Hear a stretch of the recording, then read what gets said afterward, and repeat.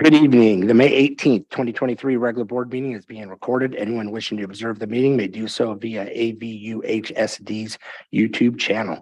Individuals may take photographs or record meetings, provided the individual's conduct does not constitute a disruption, including obstructing the view of all others.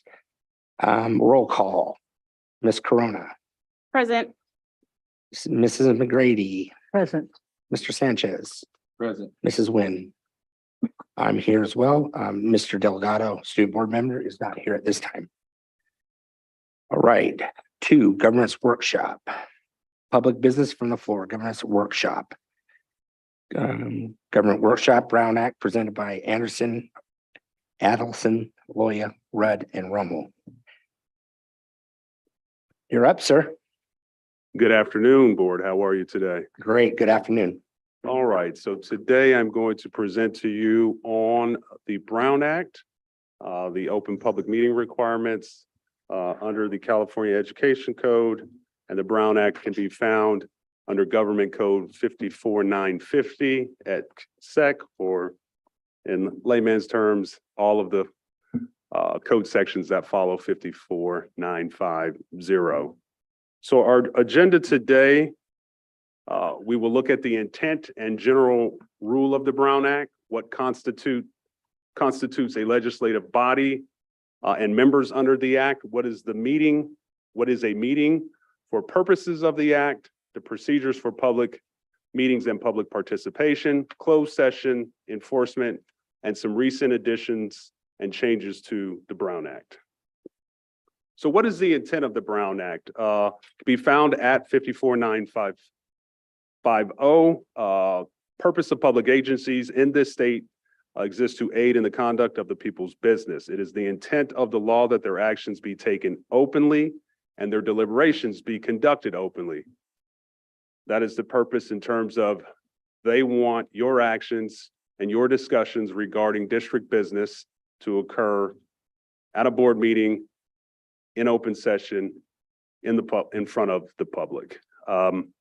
Really, it's to facilitate public participation in local government and also to curb misuse of the democratic process by secret legislation of public bodies. Back in November of 2004, the voters of the state adopted an amendment to Constitution Article 1, Section 3B, which added the requirement that both the meetings and the writings of public officials be open to the public. When we are dealing with something regarding the Brown Act, it is interpreted by the courts to be in favor of public participation and, more importantly, governmental transparency. So here is the actual rule. All meetings of the legislative body of a local agency shall be open and public, and all persons shall be permitted to attend any meeting of the legislative body of a local agency except as otherwise provided in this chapter. And so if an entity fits within the definition of a legislative body, then it is subject to the various requirements of the Brown Act.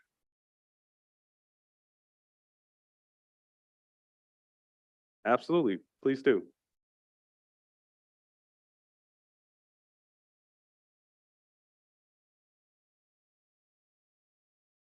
Absolutely. That's open to the public as well. Technically, yes. Now, there are exceptions in terms of certain things that are considered notes or memorandum, but generally speaking, the writings of the board members are subject to disclosure. Okay. There are certain things that are within exceptions, and we will talk about that. But generally speaking, yes. Thank you. Thank you. Any of your writings that relate to district business, right? Obviously, there are certain things that will fall within different exceptions, such as attorney-client privilege, something related to personnel, something related to a potential student matter. Closed session items are not subject to disclosure in terms of your writings. And we will talk about closed session. But just generally speaking, the idea of the Brown Act, and it kind of goes hand in hand with Public Records Act, is the idea that your writings, things related to district business, should be transparent and open to the public. Was there a follow-up question? No, Ms. no, Hunt? thank you. I was just, like I said, I just wrote a note to myself. Yeah, to I mean, again, I would, ask you. I would say certain notes are going to fall within the exception, but I do think it is important to have that sort of general rule in your background that things related to district business could be subject to disclosure. So my text to Mr. Nehan could be. open? Absolutely. Absolutely. I'm actually dealing with a matter for another district involving text messages. Wow. So very simply, the governing board of a school district is considered a legislative body for purposes of the Brown Act. Some other examples would be a city council, a JPA board, an ROP board. Also, some of the subsidiary bodies of a local agency could be subject to the Brown Act requirements. Things that are not legislative bodies are something known as an advisory committee. So if the board wanted to put together an advisory committee related to the hiring of a particular position, or if there was a real estate opportunity that was available to the district, and there were less than 3 board members on that advisory committee, that is not considered a legislative body and would not be subject to the Brown Act. The exception to that particular rule is what's known as a standing committee. A standing committee of a legislative body, irrespective of their composition, which has a continuing subject matter jurisdiction and has a fixed meeting schedule by resolution or other formal action, are considered legislative bodies for purposes of the Brown Act. I have many districts that will have what's known as like a finance committee, right? It's an ongoing committee. Typically, there may be 1 or 2 board members on that committee. That type of committee is subject to, if it's been done by resolution or some other formal action, is actually subject to the Brown Act. And so they would have to post an agenda in advance. They go through the typical rule and processes that you would see here at a board meeting. Now, what is a meeting? A meeting is considered under the code any congregation of a majority of the members of the legislative body at the same time and location. This includes teleconference locations as permitted by the code to hear, discuss, deliberate, or take action on any item that is within the subject matter jurisdiction of the board. The definition of deliberate includes the collective acquisition and exchange of facts preliminarily to an ultimate decision. An action taken means a collective decision by the majority of the board. This also means a collective commitment or promise by a majority of the board members to make a positive or negative decision, or of course, a formal actual vote. So all of those things fall within the scope of what is considered to be action taken by the board for purposes of something being considered a meeting. What is not a meeting? Individual contacts or conversations between members of the board and or any other person, attendance of a majority of the board members at any of the following events are not subject to the Brown Act requirements as long as the board members do not discuss specific district business amongst themselves other than what might be scheduled as part of the program. There are 6 examples. The first is a conference or similar gathering open to the public that involves issues of general interest to the public or the school board. Best example I can give you for this is the CSBA conference, the annual conference. Obviously, many boards go, full boards or majority of the members attend, or an AXA conference. That would be something where a majority of the board can attend and it's not considered to be a meeting. The next would be an open publicized meeting organized by another person or organization other than the district to address a topic of local community or concern. So if there was something happening in the community regarding something and there were more than 3 board members there, that is not considered a meeting. Again, the key though is that the members cannot speak amongst themselves about any issue that falls within the subject matter jurisdiction of the board. An open and notice meeting of another body of the district, that typically doesn't become an issue. an open and notice meeting of a legislative body of another local agency, such as if you all went to attend a city council meeting, a majority of the board can do that. Again, you'd have to refrain from discussing amongst yourself district business, a purely social or ceremonial occasion, such as a birthday party, a wedding, something of that nature. And the final one, this is the one that I get a lot of questions about, is an open and notice meeting of a standing committee of the board, provided that whoever is the third, fourth, or fifth board member who attends, they only attend as an observer. So they have no ability to participate. They should not comment. They should not ask questions. They literally, as they say, they should be a fly on the wall and simply observe the standing committee meeting. As soon as that third person participates, we now have a Brown Act violation.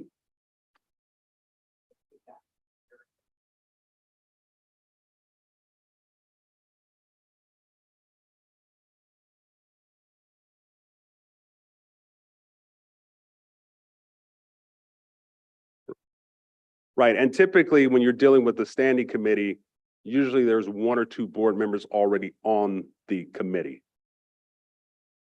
So.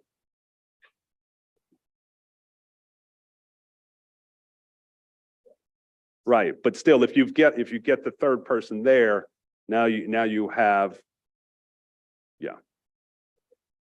Correct.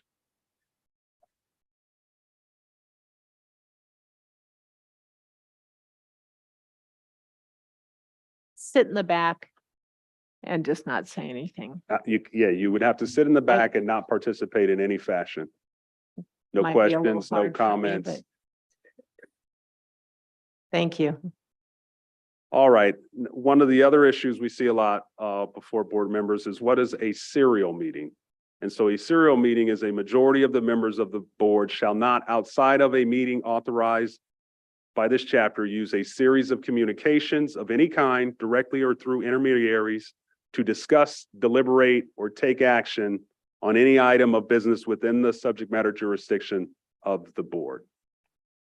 What is not a serial meeting is, for instance, best example I can give you is that Superintendent Nehan may engage in separate communications with the board members outside of a meeting to answer questions or provide information, as long as he does not communicate back to other board members your position or your information regarding that particular subject. I've got a few slides here, I think, hope that are visually help folks kind of understand. So this would be the example where Superintendent Nehan and or his staff would send out information to the board. And it could be done all in one email, right? Everybody's on the email together. That is okay. That is permitted. Where we get into trouble is after the information is sent out, board member 1 calls board member 2 to discuss, board member 2 calls board member 3 to discuss, and board member 3 calls board member 4 to discuss. Here, 1 never talked to 3 and 1 never talked to 4, but we still have a problem because we have more than 2 board members have discussed the issue outside of a meeting. Next would be the prior example I gave, the dreaded reply all. So Superintendent Nehan has sent out the email, the information to everyone, and one of the board members replies back to the email, and it has all the other board members on there. That would be considered a serial meeting, because now you have communicated with more than one board member on the subject matter. Yes. Can I ask you, so and sometimes people have said they just didn't mean to reply all, they just hit so is there a cure and correct? So if there is a situation where there is a reply all, typically Superintendent Nehan would reply and just remind you all not to have any further discussions. One of the ways that it can be avoided is if the information is sent to you and you are BCC'd as opposed to in the Ray line or in the to line, because you can't reply all as a BCC. Oh, okay. Thank you. Can I just clarify? Rachel and I always send communications to the board BC for that reason. There are some occasions where board members are all emailed by someone. Sometimes I'm included, sometimes I'm not, but those would apply as well. So it doesn't matter. It doesn't matter if we staff as the sender or someone, if you reply all, it still counts as a meeting by email. So never reply all. Correct. Send it to Greg. That's a great rule. Forward it to Greg. All right, let's talk a little bit about public meeting procedures and public meeting participation. So notice of meetings. For regular meetings, the agenda must be conspicuously posted, at least 72 hours prior to the regular meeting in a location that's freely accessible to members of the public. Obviously, in today's day and age, you are posting it online, but you still do have a duty for those who may not have a computer for you to post it somewhere here at the district office where it is easily viewable for the public. I'm sure you guys probably posted on the front door or somewhere in that vicinity. The agenda, the descriptions must reasonably inform the public of the matters that will be considered with sufficient details for members of the public to determine whether or not they want to participate in that particular meeting. A special meeting may be called by the board president or by a majority of the board. The notice of a special meeting must be posted at least 24 hours in advance. And the board can only consider business that is listed on the special meeting. I mean, typically that is why you're calling a special meeting, right? It's something that can't wait until a regular meeting. So you only address what is on the agenda for the special meeting.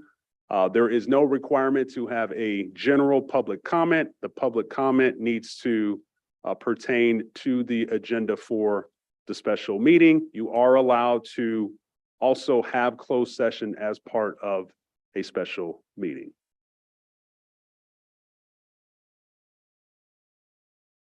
Public participation. Members of the public must be able to address the board regarding items on the agenda before or during the governing board's consideration. So for instance, you typically go into closed session before your extended open session. So you must allow members of the public to make public comment on those items on the closed session agenda before you adjourn to closed session. And then for the open session, you provide them the opportunity to make public comment prior to starting the rest of the meeting. There are certain districts where they literally have public comment before each item, and actually community college districts are required to have public comment period before each item on their open session agenda. Excuse me, I have a question. I don't know why, but I just thought of this, but if someone has a question about the closed session, but they're not here, then they want to just use that as a general, can they do that? Yeah, Or- Okay, Yes, because when in your open session, that is your general public comment. And so they are allowed to speak about Okay. something that falls within the subject matter jurisdiction of the board. okay, thank you. But obviously, the board may have taken Already- action already on the Right. item. Okay, thank you.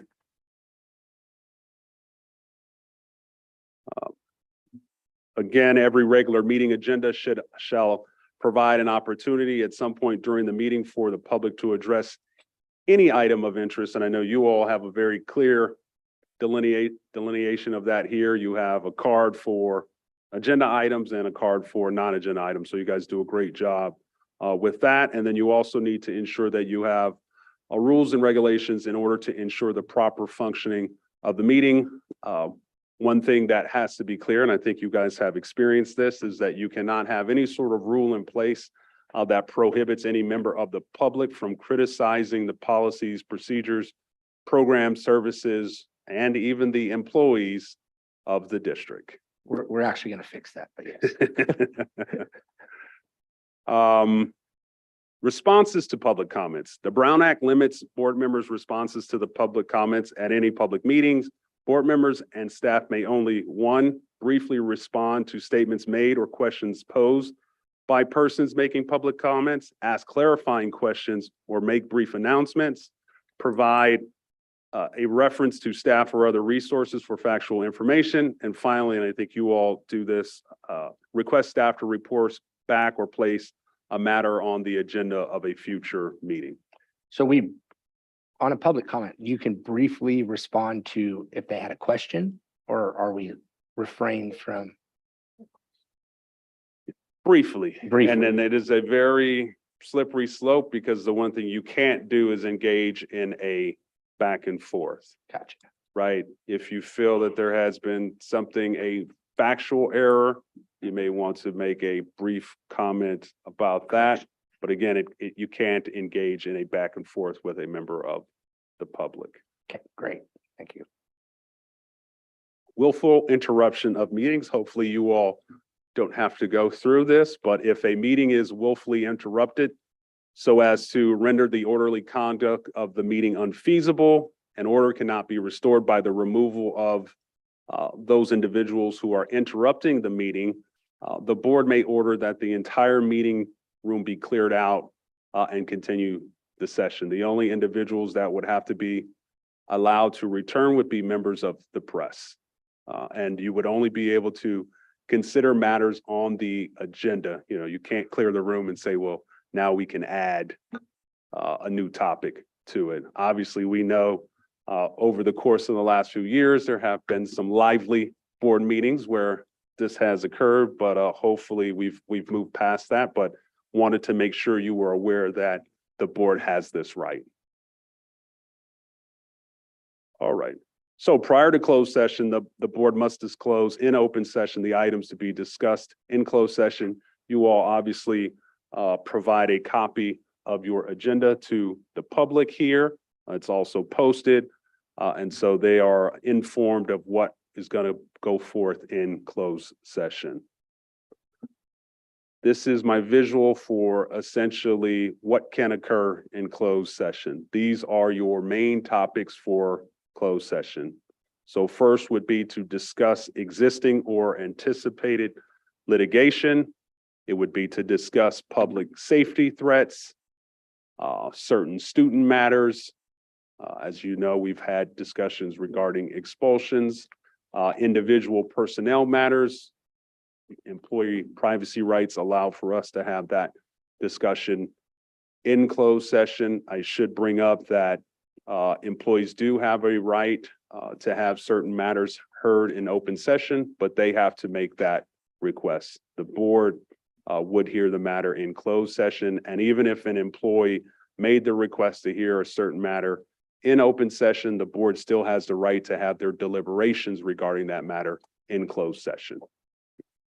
Consultation with real property negotiators. And then of course, the last one would be consultation with your labor negotiator when you all are negotiating your various collective bargaining agreements with your local units. Any questions with regard to topics for closed session? All right, as to who may attend closed session. So under 54.957B, there's not a real limit as to who the board may choose to advise it when it is conducting meetings involving employment matters. However, the general rule, and this comes out of an attorney general opinion, is that closed session access is permitted only to those individuals that have an official or essential role to play in the closed session meeting. It was not the intent of the legislature for anybody to be able to attend closed session. It really should be the board, negotiators, council, and the essential district staff members. After closed session, the board must reconvene in open session prior to any adjournment and report out any action that is taken in closed session, including the vote or abstention of every member present. Those reports may be made orally or in writing. I know your typical practice is to report them out orally. A I have person, a question Sure. about actually on the previous slide.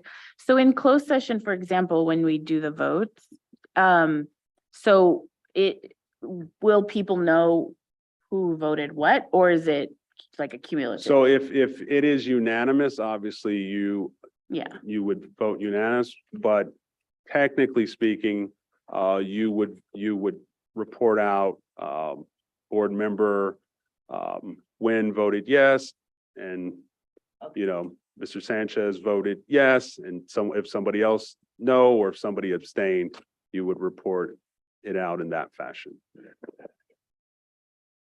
That is the technical rule.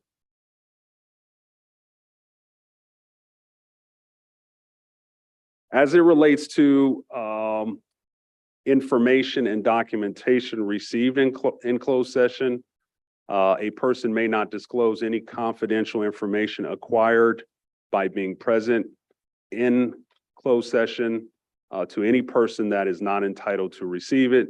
So for instance, if for some reason I was not present and you all had a discussion about certain litigation, it would be permitted for Mr. Nehan to share that with me because I am entitled to attend closed session for that particular topic. But you are not to share information with someone who should not have access to that information and should not be entitled to receive it. I want to make sure it's clear, though, it's not a violation for you to share information on these limited exceptions. If you are making a confidential report to a district attorney or grand jury concerning a perceived violation of the law, not just Brown Act, but a violation of the law, express an opinion concerning the legality of actions taken in closed session, disclose information that is not confidential information, and disclosing information under the whistleblower statute. So those are very limited exceptions to the confidentiality rules. So I have a question. Oh, go ahead. sorry. No, you first. Okay, so I have a question. At times, people may come into the closed session. So before they even come into those seats, are they told you cannot disclose information, or they're not bound by closed session info? They are, anyone who attends is bound by. But do they know that before coming into the room? Give me an example of someone who you believe may not know that. I would So presume for the staff, example, I would presume the staff knows that. well, no, I'm saying, so we had parents and community members come in a couple months ago I would to say, talk about closed session, and I would not know, or I don't want to assume that they know this info. So I'm just wondering who's telling them that when they come through those doors. That was a hearing and they requested that. So But isn't that still closed session?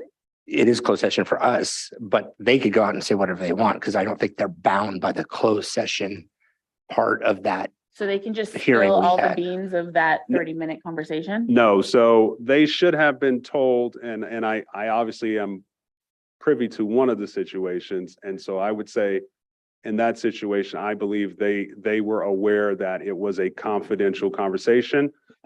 This is general. This applies, doesn't just apply to the board. The code session says a person. It doesn't say board members. So anyone who attends closed session technically is not to share confidential information. An attorney-client information would be confidential, deemed confidential. correct. So if somebody was in closed session that's authorized to be there, then came out of that closed session and in the public disclosed something that was discussed in that attorney-client area in the closed session would be in violation, correct? Technically, yes, it Yep, would be a okay. violation. And what happens with a violation?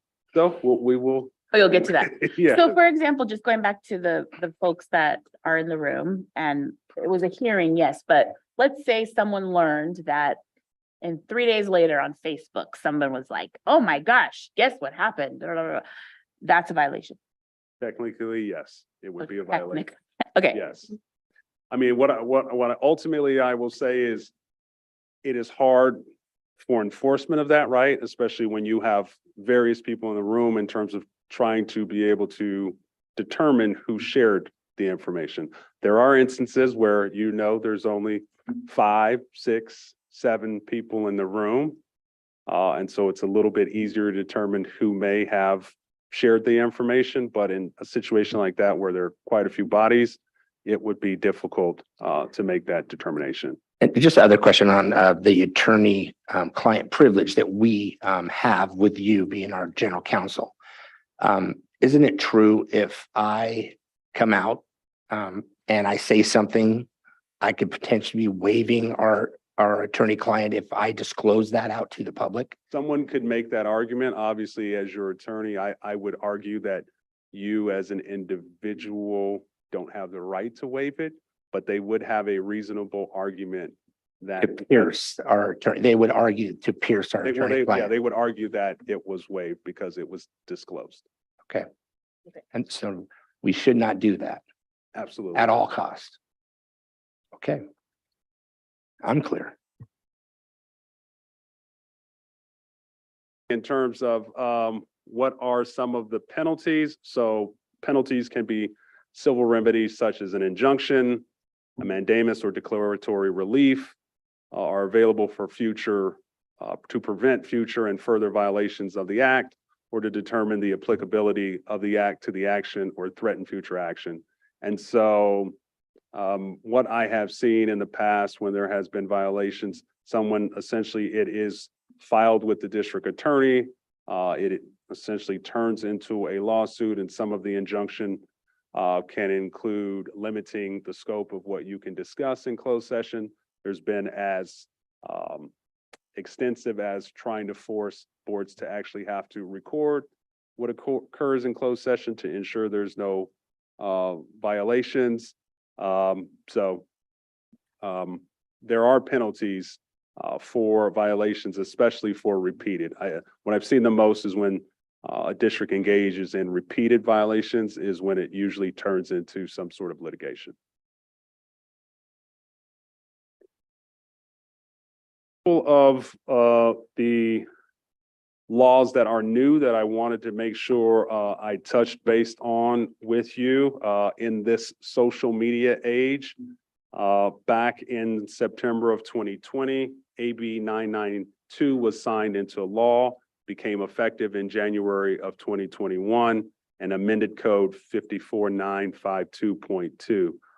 Essentially, what this allows you to do is it allows you to communicate with the public through social media apps and not be concerned that it would be considered a meeting outside of an open session meeting or that you are engaging in a serial meeting. There are some restrictions to ensure that you don't engage in a serial meeting, but first you can see you're allowed to engage in separate communications on an internet-based social media platform to answer questions to the public, provide information to the public, and also, and I see this a lot from board members, to solicit public input on matters within the board, right? It's kind of the quickest way that you can talk to your constituents all at one time without having to be somewhere. You can do it from the comforts of your home and receive the public input.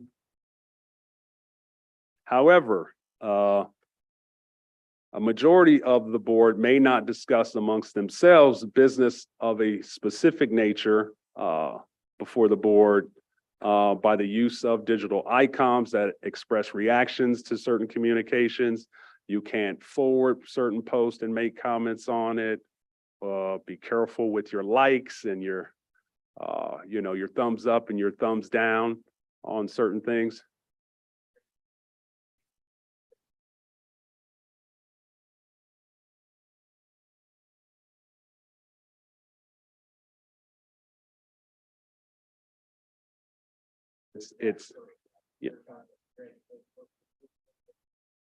It would be considered a communication.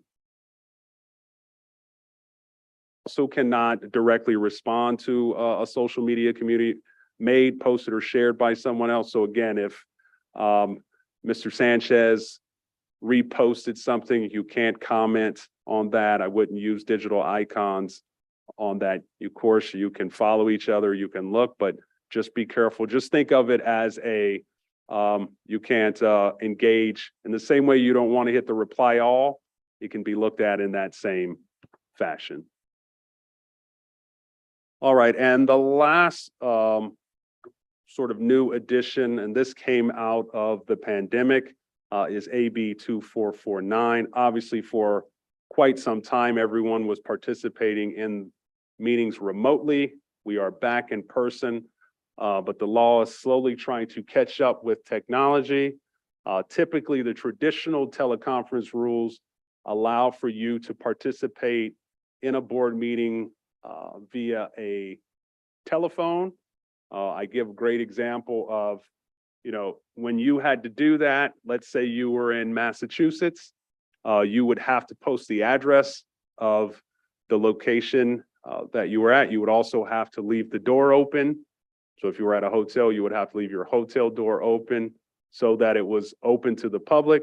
I actually had a client many, many years ago who was on the East Coast, posted where they were going to be, participated in the meeting, and actually had someone show up to the hotel room and participate in the meeting for a little bit. They actually happened to be in the same town at the same time and participated. So that is what was required and is still required under the traditional teleconference rules. However, the law is catching up, and after COVID and all of the remote meetings, they have allowed for a little exception to allow a minority of the board to participate remotely if necessary.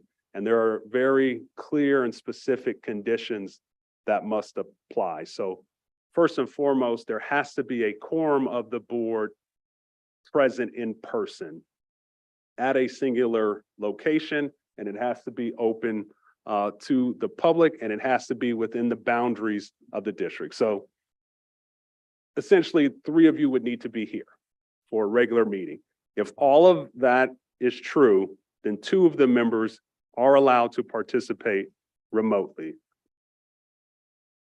You could be in Cancun, but these particular rules would have to apply in Cancun. So the 2 individuals participating remotely would have to, one, either participate in a 2-way audio visual platform, Google Meet, Zoom, Microsoft Teams, or a 2-way telephonic service. And then the district would have to ensure that the meeting was being live cast on platforms such as YouTube or YouTube TV. Now, you would have to be attending remotely due to just cause or emergency circumstances. And there is definitions provided for both. Just cause is childcare or caregiving need of a child, parent, grandparent, grandchild, sibling, spouse, or domestic partner. Just cause is also a contagious illness that prevents the member from attending in person. A need related to physical or mental disability, or travel while on official business for the board or for the district or another state or local agency. And emergency circumstances are defined as a physical or family medical emergency that prevents a member from attending in person. I didn't see Cancun on that list. Yeah, kind of hard to fall in one of those categories. Jabari, yes. just before you move on, question about the public comment, the 2 slides ago.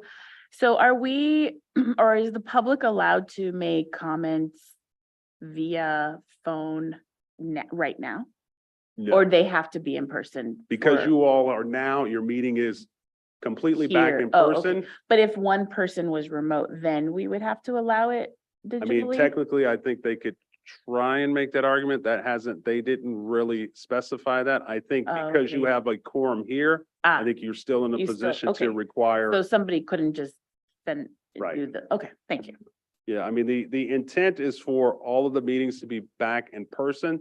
This is really because of the pandemic and knowing that maybe someone could still potentially test positive. They provided an opportunity where someone could still participate remotely. So. However, I want to make sure it's also clear that this exception, you can only participate remotely due to just cause or emergency circumstances for 3 consecutive, or cannot participate for more than 3 consecutive months or 20% of the regular meetings in a calendar year. So someone can't come up with just cause or emergency circumstances every single meeting. A member, you may still participate under the traditional teleconference rules outside of this, but you have to comply with those rules, which, as I noted, you would have to post the address of your location. And the just cause exception cannot be used by any member for more than 2 meetings in a calendar year. They also ask that you request approval as soon as possible so that the district and the board can take the appropriate action to approve the request. You have to provide a general descriptions of the reasons, and they needed to be provided on the agenda. And if you, for instance, if you're at home and you are taking care of a child or a parent, and they need to be in the room with you, you do need to indicate whether or not anyone else is in the room with you, and the general nature of that relationship. And anybody who is participating remotely is supposed to participate both audio and visual technology. If you're using this, if you want to do traditional teleconference rules, you could be just on the phone. So we have to be able to see the person and they have to be able to see us? Yes. Oh, When did this law take place? It just That's came interesting. into effect in, I want to say it was, might have been January of this year, I believe, 2023. Oh, so it's very. Yeah, it's Hmm. brand new. Hmm. It's essentially like post-pandemic.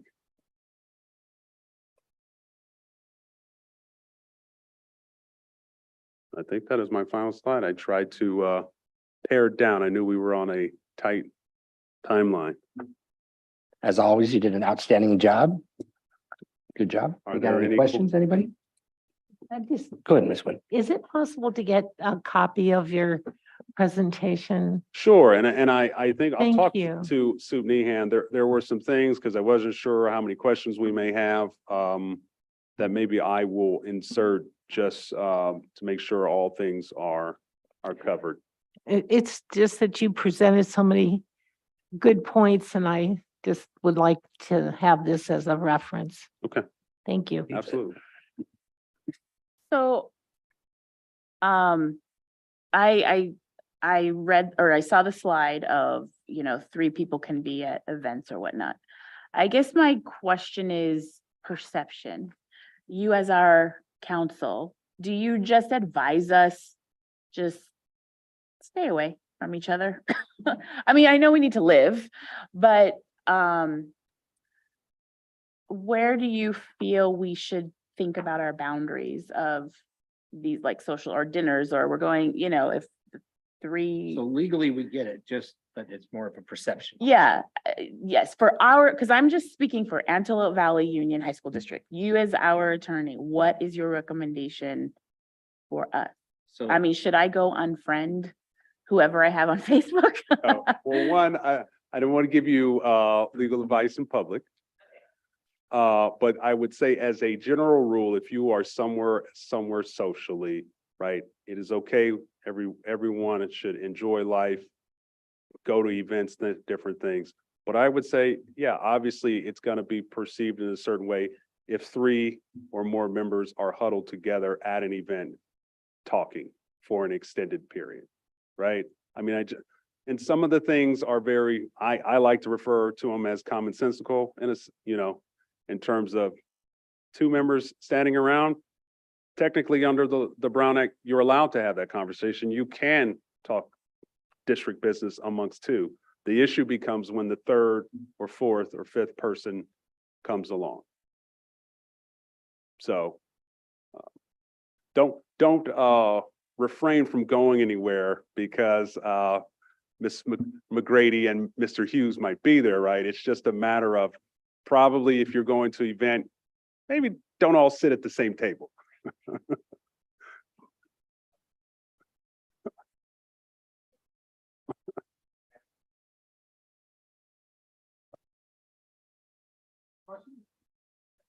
Okay, all right.